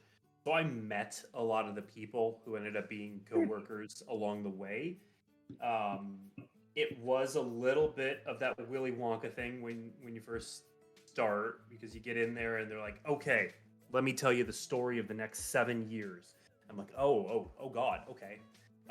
You know, my team hired 3 new people recently, and all of them, came in. We gave them the download on stuff that's coming up, and you can just see their eyes getting wider as they come along for the ride. And it's tough. Awesome. It's tough to keep your mouth shut sometimes, isn't it? Because like I see things under embargo all the time. I saw something this morning I can't even tell you guys about yet, but yeah, it's like, so you want it because you like you see people having conversations or something like that, and you're just biting your lip and like, I can't tell you anything, but you know, I'm glad you guys like it. You know, you're keeping all these secrets constantly, and it's rough, huh? I've been doing it long enough now that it just kind of is what it is, and because we're in communications, that's part of our job, is to make sure other people don't say things they're not supposed to say too. So it's pretty much second nature to me. My default is kind of not to say something unless I have already done that mental check, like, okay, yes, I can say this. I was doing that earlier when I was like, yeah, Lord of the Rings is coming out next year. Yes, we've said that. It's going to be yes, it's a full booster release. So I'm pretty used to that at this point, but there's also just like so much cool stuff that we do that I want to talk about it. So we have to get all that out in the office. Just go around and talk to friends and be like, so you were in that meeting, right? Wasn't that awesome? Yeah. And then shut that down as soon as you leave. Now, not to again talk about anything specifically, but how much of an eye-opening experience was it, like going into the industry space? And I mean, like you said, you've done some contract work for them, or even the contract work versus, being a card enthusiast and you just know the game inside and out, and you're very invested into the lore. Like, how much of it was a wow, so that's why it's like this when I do this thing when I play competitively, or oh, that's why that happens the way it does, or was it just I knew that, but I just needed to see it just to confirm it, but I already knew. No, I mean, there's certainly a lot of behind the scenes stuff that makes things click into place. There are a lot of things we can't talk about publicly that when you know them, you're like, oh yeah, that makes total sense.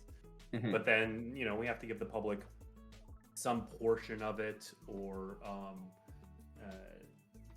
there are, especially like when we're revealing new cards or promoting a new set, we give, at this point, we're going to give this bit of information, and at this point, we're going to give this bit of information. And so when people get this first bit of information, we always kind of have to be on guard. Like, did we say enough that people can speculate in fun ways? But not so much that now they're going off in this completely different direction, and they're like speculating in ways that they're going to be disappointed in the future. So we always have to think about that, where we're giving people enough information to make them excited, but not the wrong kind of information so that they set their expectations up to be something that we're not even doing. So it's a lot of I was in a meeting the other day where we were talking about a future set and what was happening in the set, and even then, like, I'm like, oh, that's so cool, and it just doesn't go away, even though these people are your coworkers and the processes they're going through and what their goals are and all that sort of stuff. It's still when you start to see what comes out of it. We work with such amazing, like, creative people that it's still so cool to see. That's awesome. I mean, that's got to be pretty satisfying too, to like see something through from like concept to reality as well, right? Yeah. There's been this piece of concept art that was on the concept art wall for, I want to say, 5-6 years, something like that, and it's finally like gonna be out in the world soon. Not the specific piece of art, but like the story point, and it's just like this relief, because I kept walking by that piece of art just being like, are we really doing this? Okay, we're really doing this, and it's actually going to happen sometime in the relatively near future. Nice. That's crazy though. A 6-year process, like, just for like one piece of lore. Wow, yeah. That's a trip. Yeah, the people who plan this stuff they're masters at their craft, because I couldn't do it. Yeah, just keeping it all fitting together. It's so amazing, like, that they've been able to keep this game evolving for 30 years. That's no small task in and of itself. Yeah. Well, I mean, I think what you said right there is kind of the secret sauce. It is constantly evolving, and they're constantly trying new things, and some things work and some things don't, and then they try again, or they try a different iteration of it. And they are the game designers, the artists, the graphic designers. They are not afraid to like try new things that people may or may not like, but they think are super cool. And they're so good at their jobs most of the time. Like, a bunch of people love what they do. Sometimes it doesn't work out, but they're constantly pushing the envelope, which I think is part of the secret sauce in Magic. Yeah, that's awesome. Yeah, and I mean, there's always the chance to, if something does like go a little bit astray, like there's chances for course correction too, which is nice, because not every game has that, especially physical game. That's something that has really, I feel, become part of just like tabletop gaming in general because of Magic. I feel like you didn't really see like things getting expansions and stuff like that until Magic the Gathering came along. Yeah. I have to hard agree with that. And Alex, my question to you would be, of course, you're kind of at the ground level doing the tournaments and whatnot. How important is it to make sure we're like upholding the integrity that is Magic for the next generation of players to come in? Because we all learn from somebody, whether we know we're doing it or not. We're always absorbing, we're always learning, to try to be a better version of ourselves for the next day. And with you hosting these, you said Friday tournaments and the occasional Monday fun. How important is it to, at the ground level, to make sure that this is a cohesive enough environment for people to come in, learn, maybe take a couple L's, go home. Okay, you know what? I might have lost, but I had a really great time. Alex, he held it down. I'm coming back next Friday to do it all over again.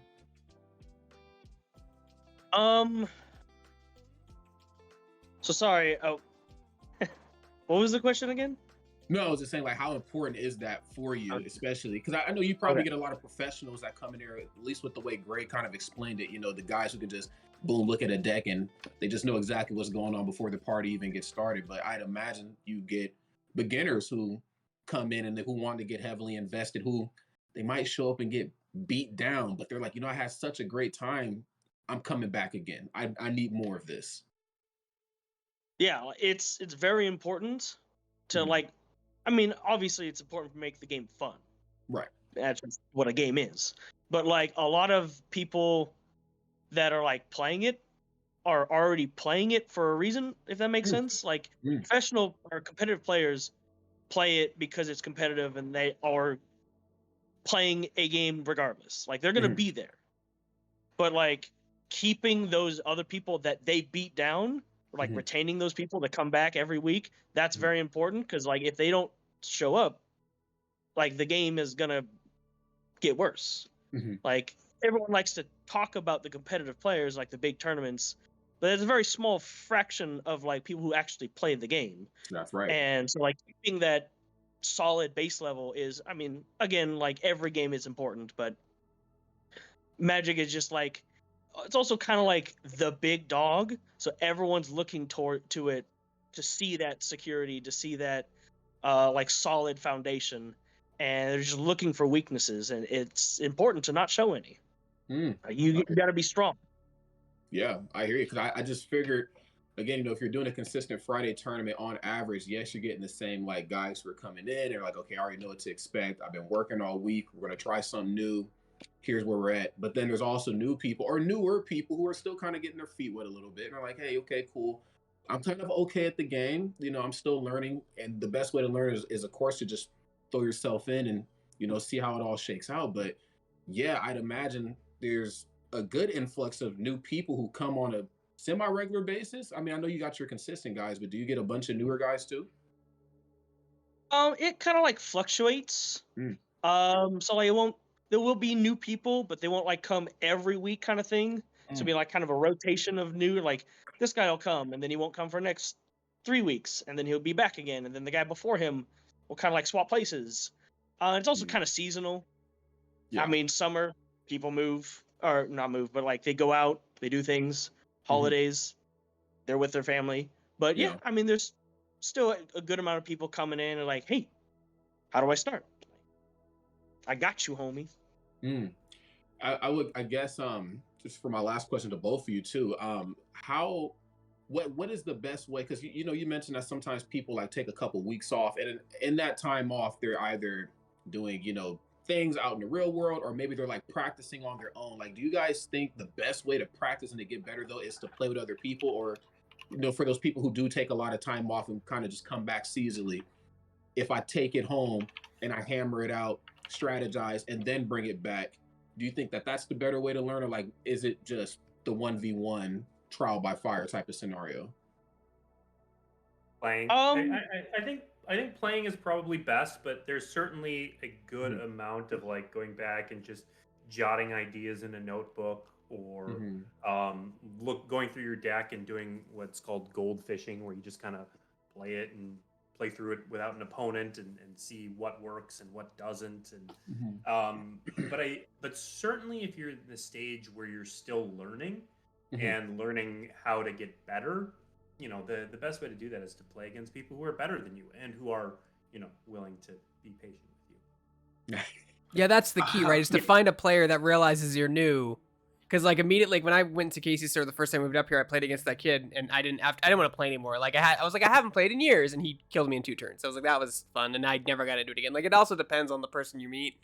A good player will see that you're new and take it easy on you, and like have patience and explain. Bad players just want to win as fast as possible and say GG and then get up and leave.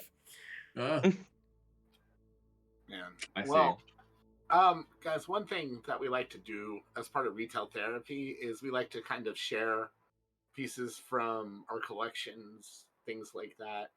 And since we're coming up on the end of the show, before we go, I do have one really cool piece of Magic the Gathering stuff. So I thought I would share. I believe this is from San Diego Comic-Con 2018. Oh.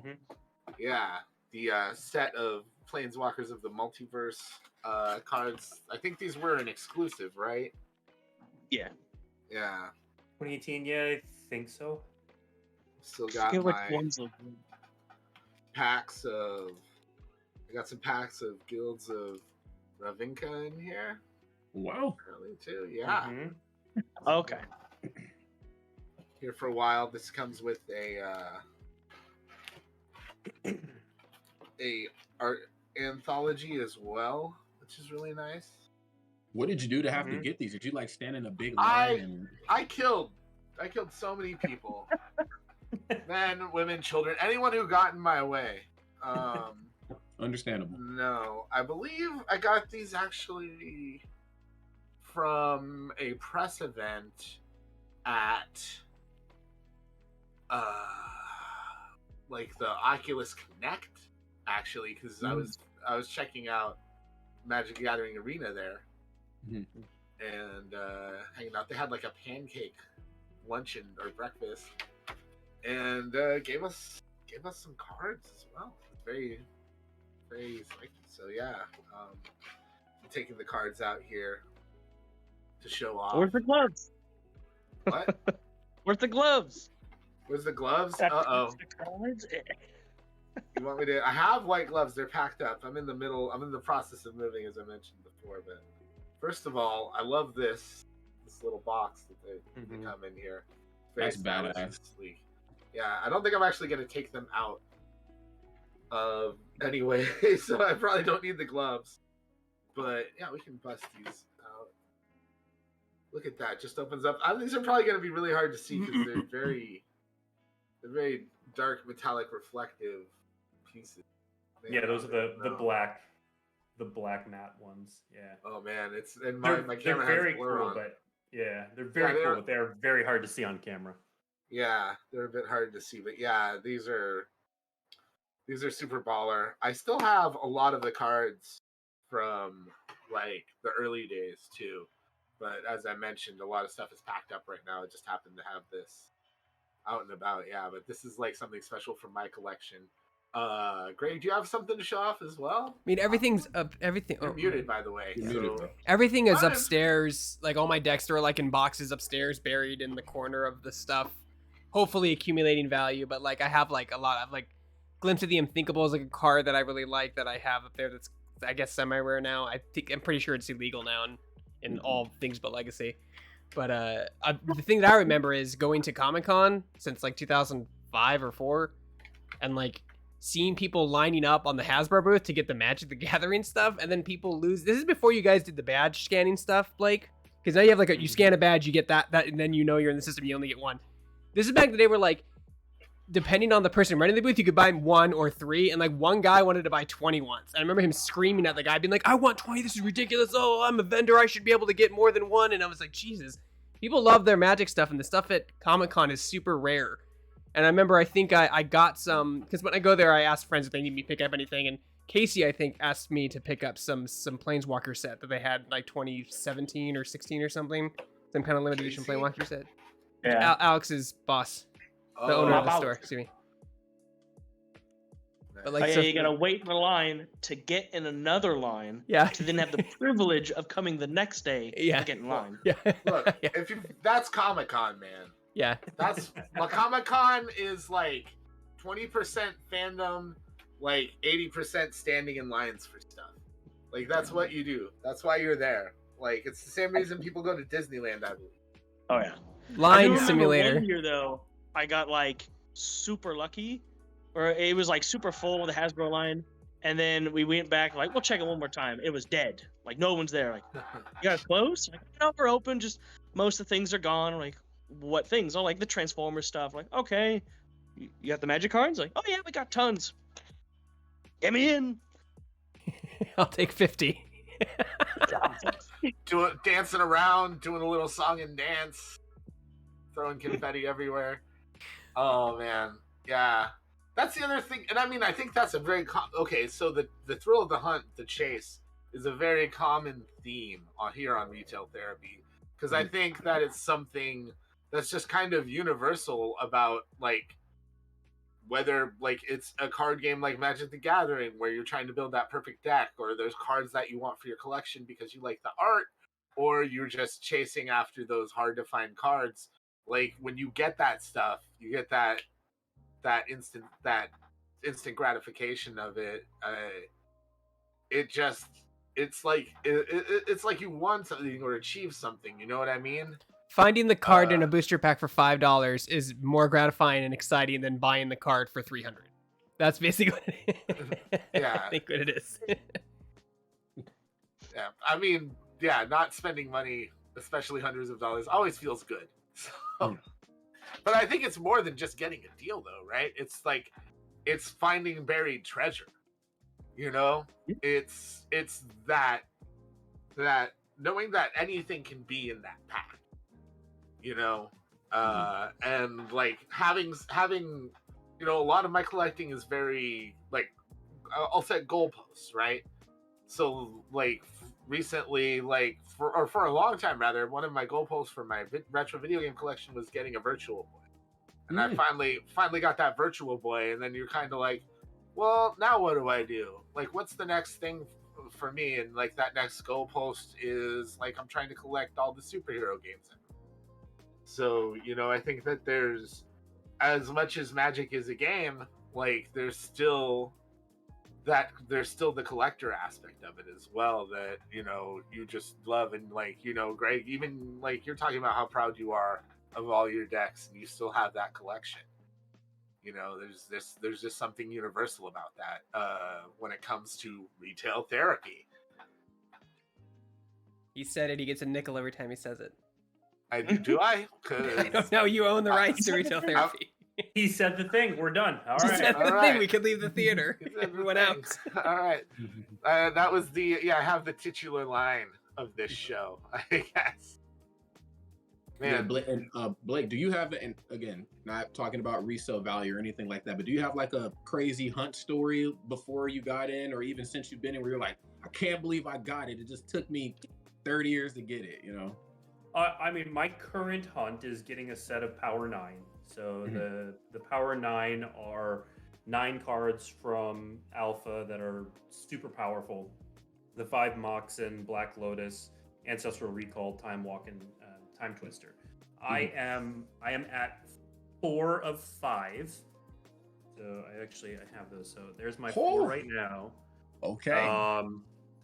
So I traded for the Mox Sapphire this past weekend.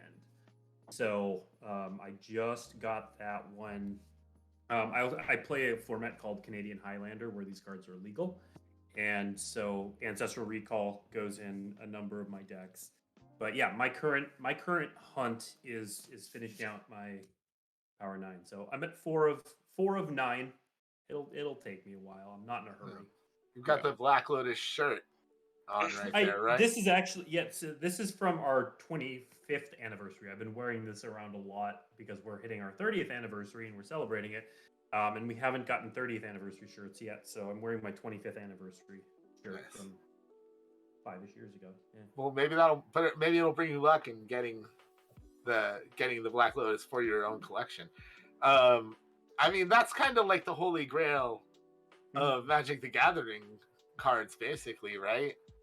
Yeah, and that's that's why I said, like, even if you don't play Magic, you might have heard of Black Lotus. And whenever Magic makes it into broader media, that's often how I remember. I think it was last year. Hunter Pence is a baseball player who's also avid Magic player. Like he owns a store. Last year or the year before, he was out and about wearing a Black Lotus as a necklace. Like he had it in a case and everything. But and I remember that made the rounds. That better be a UV safe case, damn it. Not my Black Lotus. I'm sure Post Malone probably owns a Black Lotus.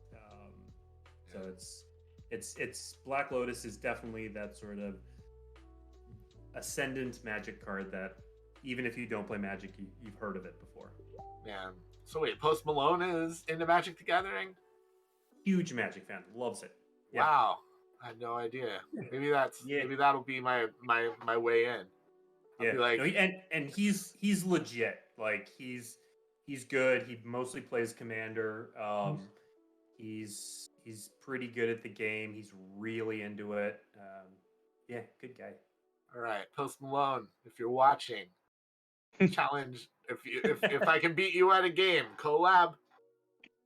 Let's go. Let's go, Alex. You can mentor me. You can help me get my deck ready. And Post Malone's got to like produce a track with me on it. Oh, I'm here for that. I've thrown down the gauntlet. The challenge has been thrown out there. I wonder if Post Malone will see it, but if he does, I'm okay. He'll probably win, so he probably won't have to do the track. But I could try. Hey. True. That is an interesting idea though. Like if you have a really good deck and you're a bad player, will you still win against a player with a bad deck but who's better than you? Like does it? Nope. Like, you can. It depends. Like there's it's why they play the game. Even the best players in the world, their win percentage is probably something in the high 60s. Yeah. 66 to 68% is a real strong win percentage. Like I can tell you when you guys started putting out the signature decks, like some of the decks from the top players, I tried using those. The World Championship decks, yeah. They didn't. Yeah, I still got my butt kicked, and I think the reason for that is I didn't understand them, right? Like I didn't sit down, I didn't go through it and like read up on all the cards and like find out how this deck was built to actually execute upon it. So I think like we talked about how important the meta strategy is to Magic the Gathering earlier, and I think that plays into it too. Like whether or not you're familiar with Magic, if you're not familiar with the deck, you're going to be at a major disadvantage. Yeah, that can happen. I'll tell a story real quick just because I like telling this story. But I'm not a pro by any stretch of the imagination, but I've been playing a long time and I know what I'm doing. And I was covering a Grand Prix, is what we used to call them, which are major tournaments one level below pro, but they attracted pros because you could still get pro points and win money and stuff like that. And this was Grand Prix Philadelphia. I don't know if you remember. This has got to have been a decade ago now. Anyway, there was a hurricane that hit Philadelphia. The Grand Prix happened right before that, and then the hurricane hit. Everybody got stranded there. So a guy named Shuhei Nakamura won the tournament. He's one of the best Magic players of all time. So he wins the tournament. I think it was Shuhei. I could be misremembering that. Anyway, whoever won the tournament, we were all trapped in the same hotel. And we did a team draft of 3 pro players versus 3 guys on coverage. And I remember I was passing to him. He had just won the event in that format. And I ended up going 3-0 in that draft and beating him and feeling real good about myself. Now my team lost, but I did my part. And so he's much better than me. But the fact of the matter is, like, yeah, there's a skill gap that can be overcome. And there's always the RNG factor as well. Like you can try to manipulate that as much as you can, but yeah, I've seen pro players get flooded and lose just because this is how the deck was shuffled. Like nothing they can do. The 3-turn land draw dead. You know what I mean? Like all they can do. It's not like if I played against Venus Williams where like I would never score a point. Like that just wouldn't happen. it's not nearly that wide of a gap. Yeah, I feel that, and like I will caveat my story too in that like I have beat some of my like friends that played at like tournament levels before in the past, and it does feel really damn good. Yeah, I mean, anytime you win something, it feels really damn good. Yeah. But when you beat somebody that is better or more experienced at something than you, really gives you a chance to rub it in their face. No. I always tell people, well, you're only as good as your last game. So depends on how you win. I've seen many players go, I tap for infinite mana and make infinite elves, make infinite whatever and attack. I'm like, that's fun. Infinite. Like I just can't block. I'm just dead. Like you learn how to do something against an infinite army of elves, Greg. Come on. It's just legacy. Legacy format is really difficult to play unless you're playing casually. Stop skipping leg day, Greg. Maybe you'll be able to outrun them. I don't know. That makes no sense. Well, guys, we're getting close to the top of the hour here. So I think it's about time we start wrapping things up. I just want to thank both of our guests today, Alex, fellow Blake. Thank you both so much for being here. Alex, do you want to quickly plug the shop you're working at? And, if you want more social media followers, now's your chance to shamelessly plug yourself. Well, this is going to be embarrassing. Because I don't remember the store's Instagram and stuff. But it's some form of sword and board. Probably sword and board Ukiah, because there's probably another one out there. Sword Ukiah, facebook.com/sword Ukiah. And that's where you're most active, I would say, right, Alex? Facebook? Yeah. We do have a Discord, but again, I forgot it because I'm a sham. I'm a fake. Oh, man. Okay, hold on. Man. I'll link that too. Hold on. Are you posting up those? You're not posting up the thirst trap cards on your Insta? No, I don't. I don't run them. All up in the Discord. All right. Greg's getting your Discord out for you too. Greg's doing your job for you. So hopefully you. Oh, Greg, that's on cam, by the way. There you go. Okay. All right. Well, we're back. That's the important thing. And Blake, thank you again so much for being here. I really appreciate you taking a few hours out of your day. If folks want to get involved in Magic the Gathering, what's a good way for them to either? I mean, obviously they can go to like just about any retail store and try and pick up some cards, but like, where can they find you guys online?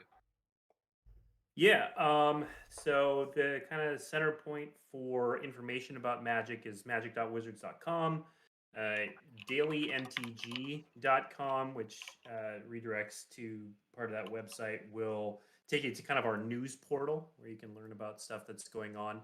If you want to just get Magic news and see me again, Thursdays at 2:30 p.m. Pacific time on twitch.tv/magic. We're on talking about cool stuff. I'm going to do cool stuff tomorrow. Tomorrow is our Brothers War. What we like to, it's kind of our first look.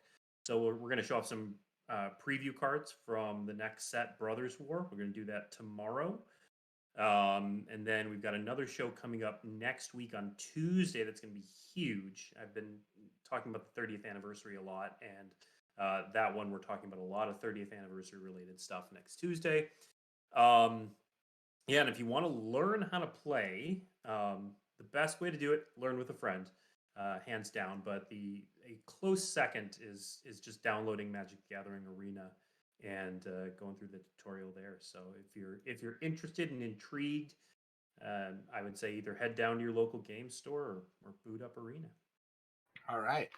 And with that, we've come to an end. If you like what you saw today, folks, we encourage you to give us a follow or a sub here on our Twitch channel. Maybe you've got Amazon Prime. You get a free Twitch sub with that every month. So you could give us some of Jeff Bezos' money. Give us some of those sweet Bezos bucks if you wanna give us a sub here on our channel. It's also September, so 20% off. September. If you give somebody a sub too, they get 20%. It's 20% off of your gift subs too. So go hog wild. I know that you just can't wait. And of course, follow us. We're Shack News on Facebook and on Twitter.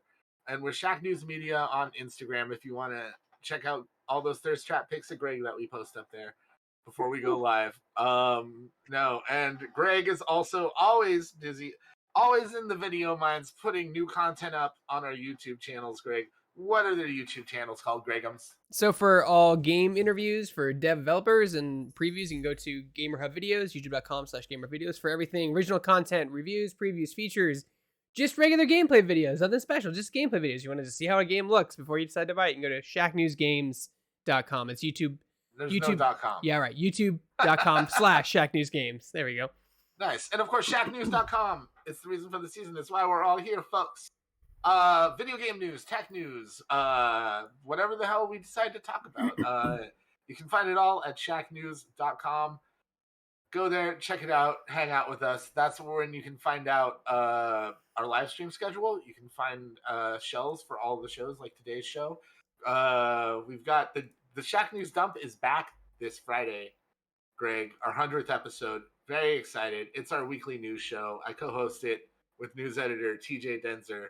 And I can't believe we've done 100 episodes of a show called it's 100. Yeah, 100. It's going to be crazy. We're looking forward to it.